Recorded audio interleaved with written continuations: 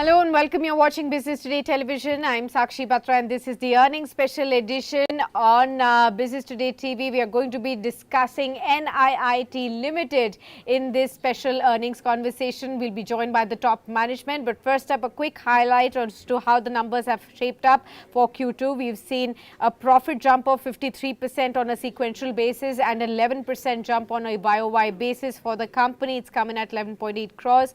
Revenues at 90.7 crores are up again 10% sequentially, 11% year on year. EBITDA has come in at about 2.1 crores.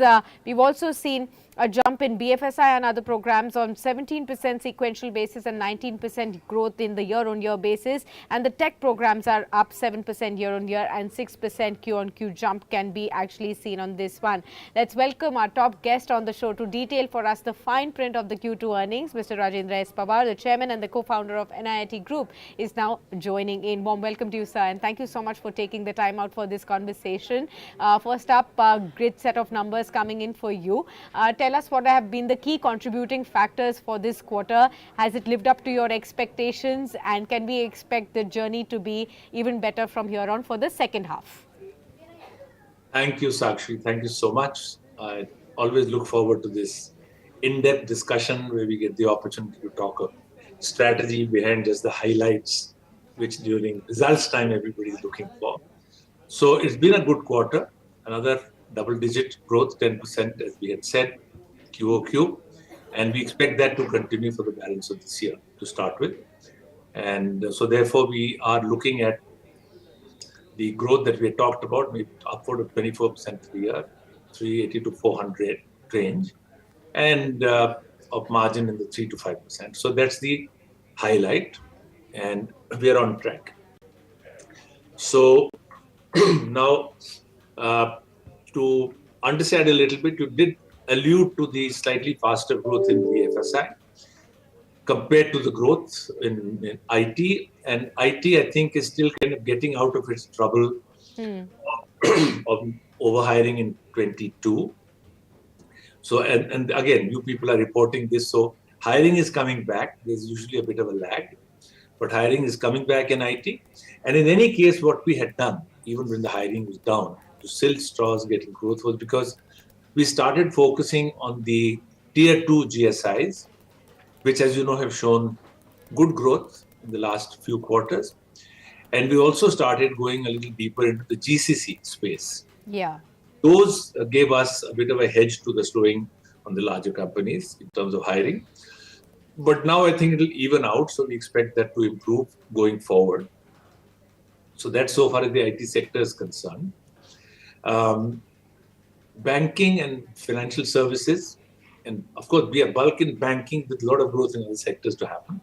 That has been growing faster, and that is, I think, indicated in the figures that you gave of growth of 19% YoY and 17 QOQ. And that is because the sector is growing, the hiring in the sector is growing, and now we are dealing with every leading bank. So that's a strong position we are in. And I think the BFSI sector is getting much wider. All parts of B and F and S, all are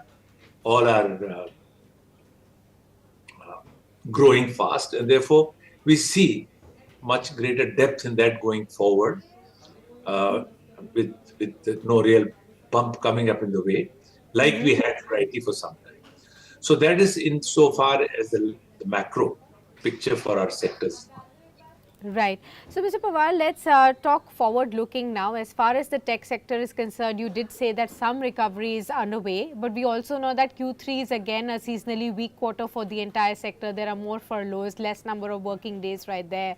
Do you think this will further elongate the recovery process? Will it now start to come in properly from Q4 or maybe shift to even the next financial year? Especially now we are looking at the US elections come in as well. So how do you think these macros will also shape up, the interest rate cuts also happening that there? What are the key factors that are likely to affect the tech sector, the hiring process there going forward? So, see, our linkage is much more to the hiring than to just revenue and profit of the sector, though that matters.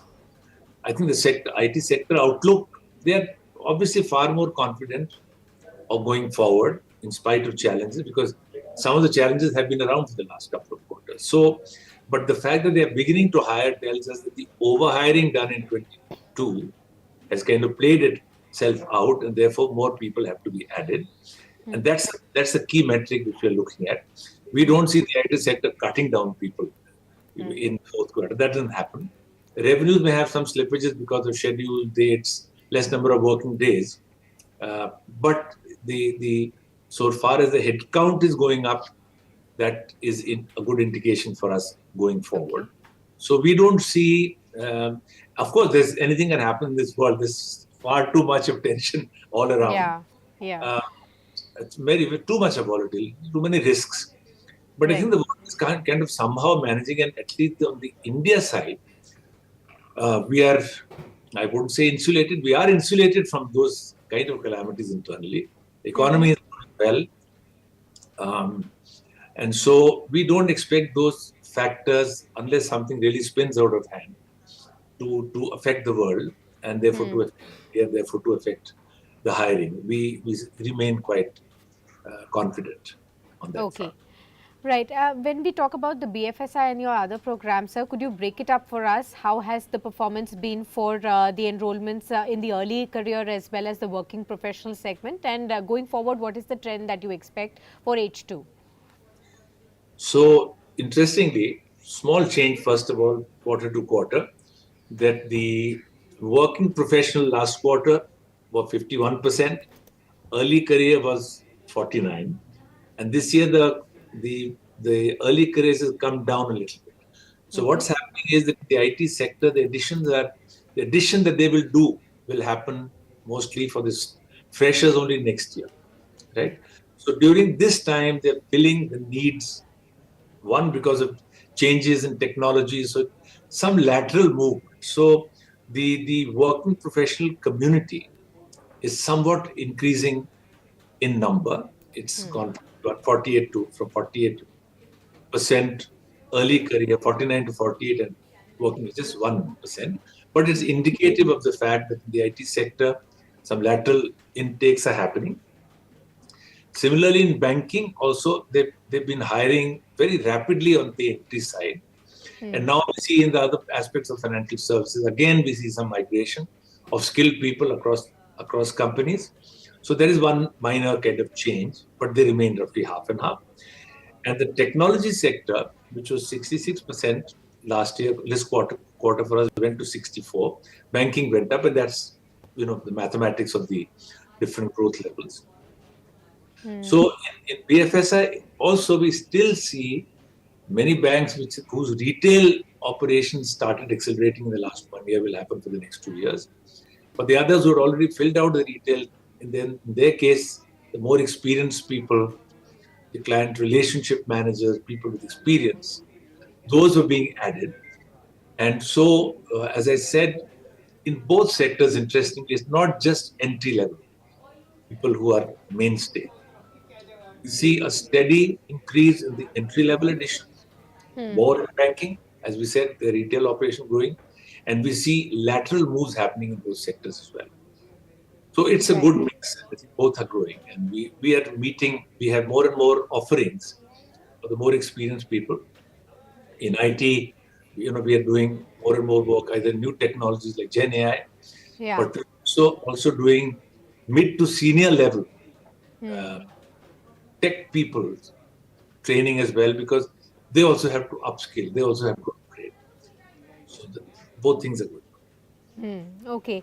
You've been adding clients regularly, quarter over quarter as well. What is the kind of pace that you have added clients this time around in Q2, sir?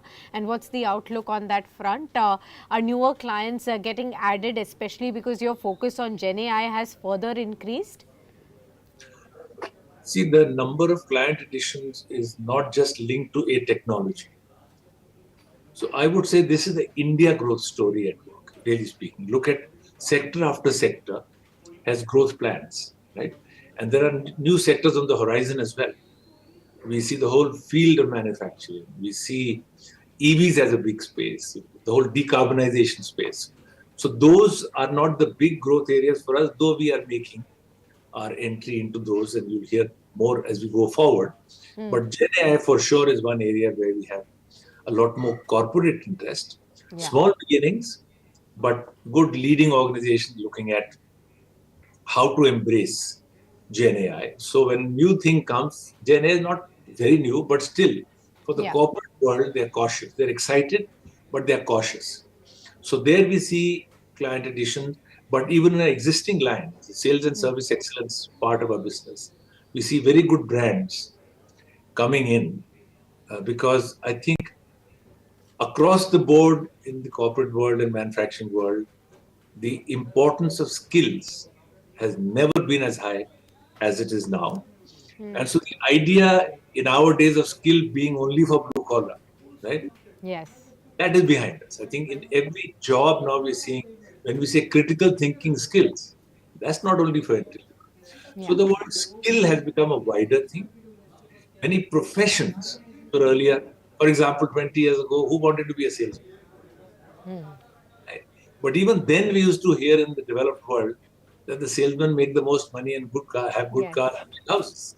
So I think as the economy is moving up steadily, as the set of offerings by companies is becoming more comprehensive, many of these professions are also getting much more acceptance. And so service excellence is a big thing. I mean, all of us demand now. We have so many offerings for any product or service. We are becoming very demanding as consumers. So service excellence also needs high level skills. So we find that across the board, corporations are looking at talent building, skill building, uh, far more seriously than they've done in the past. So that's also opening up many more conversations for us.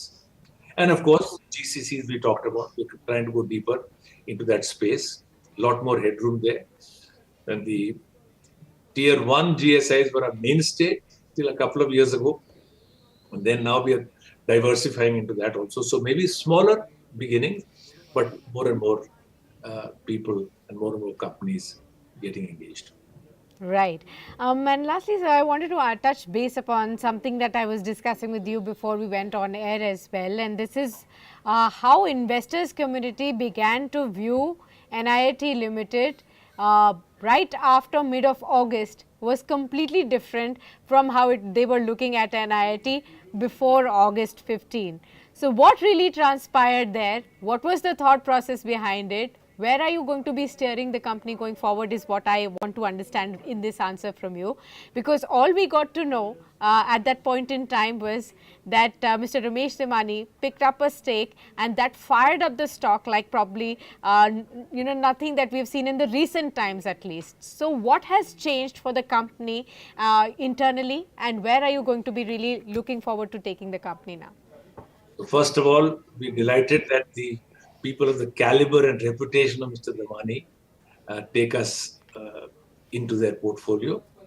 And that's more an outcome of faith in the company, which we see as a very big plus. But you talked about something happened on 15th August, and that is an independent day. So that obviously makes a difference every time. But coming to the point, you have to remember that it's only last year that we demerged the two businesses.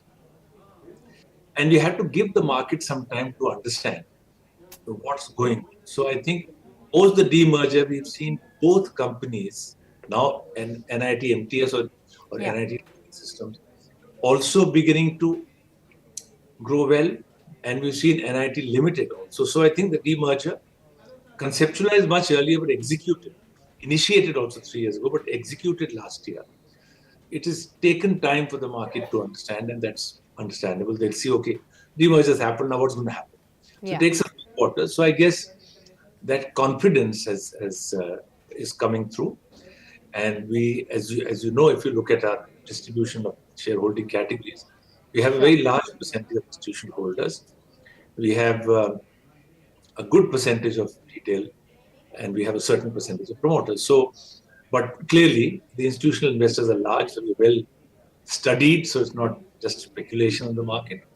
And I think the time that the market has taken to see us, and then there are trigger events. So, time to time, the trigger events help the market to correct itself to the right level. So, So we Okay. hope to see maybe similar events in the future. Another Independence Day next year, and so on. So goes on like that.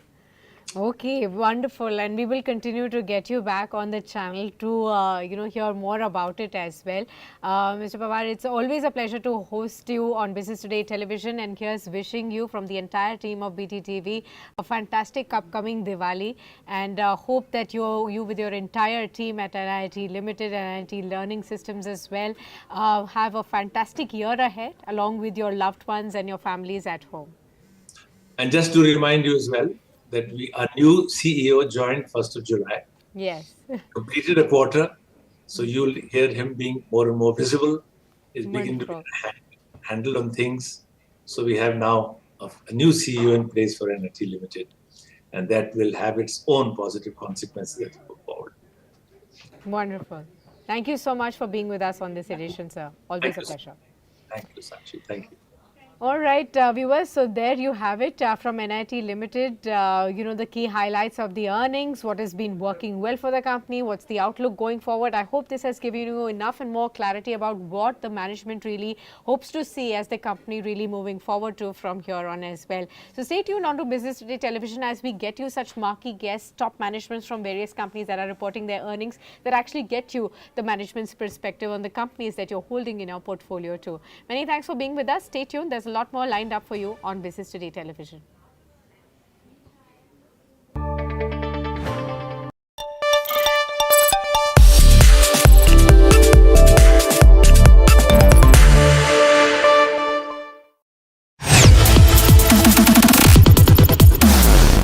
Speaking of AI, it's now time for my favorite segment on the show where all your tech queries are answered. I have one on Instagram from Shreya who asks saying, is there a relation